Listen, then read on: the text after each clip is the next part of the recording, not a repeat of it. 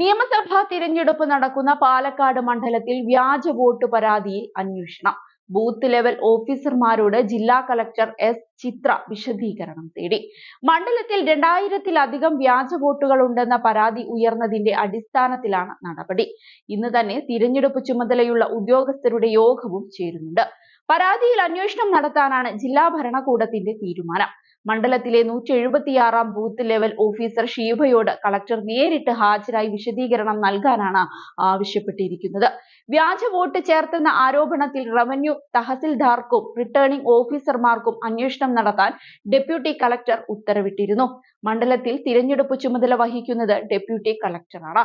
ഉടൻ അന്വേഷണം നടത്തി റിപ്പോർട്ട് കൈമാറാനാണ് നിർദ്ദേശം.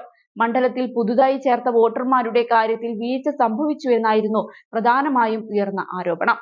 കൃത്യമായി രേഖകളില്ലാതെ കൂടുതൽ വോട്ടർമാരെ മണ്ഡലത്തിൽ ചേർത്തുവെന്നും ആക്ഷേപമുണ്ടായിരുന്നു. പുതുതായി പട്ടികയിൽ ഉൾപ്പെട്ട പലർക്കും 2 മണ്ഡലങ്ങളിൽ വോട്ടുള്ള അവസ്ഥയും നിലവിലുണ്ടായിരുന്നു.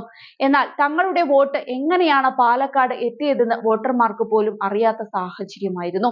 കേരളത്തിന് പുറത്ത് കഴിയുന്നവരുടെ വോട്ടുകൾ പോലും മണ്ഡലത്തിലേക്ക് മാറ്റുന്ന സാഹചര്യമുണ്ടായി. ഇക്കാര്യത്തിൽ ഇടത് വലത് മുന്നണികൾ ഒരുപോലെ പരസ്പരം പഴിചാരുന്നുണ്ട്. ഇടത് സ്ഥാനാർത്ഥി സരിൻ ഉൾപ്പെടെ ആരോപണം നേരിടുന്നുണ്ട്. കൂടാതെ BJP ജില്ലാ പ്രസിഡന്റിന് എതിരെയും കോൺഗ്രസ് ആരോപണം ഉന്നയിച്ചിരുന്നു.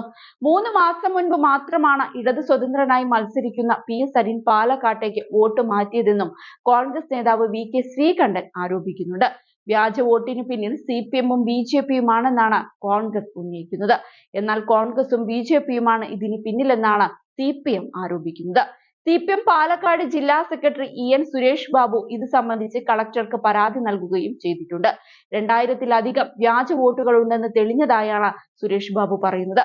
അതേസമയം നവംബർ 13-ന് നിശ്ചയിച്ചിരുന്ന പാലക്കാട് നിയമസഭാ ഉപതിരഞ്ഞെടുപ്പ് കൽപ്പാത്തി രഥോത്സവത്തോടനുബന്ധിച്ച് മാറ്റുകയായിരുന്നു. നവംബർ 20-നാണ് പുതുക്കിയ തീയതി. മണ്ഡലത്തിൽ ഇടത് സ്വതന്ത്രനായി കോൺഗ്രസ് വിട്ടുവന്ന P സരിനും UDF സ്ഥാനാർത്ഥിയായി രാഹുൽ മാങ്കൂട്ടത്തിലും BJP-ക്ക് വേണ്ടി C കൃഷ്ണകുമാറും മത്സരിക്കുന്നുണ്ട്.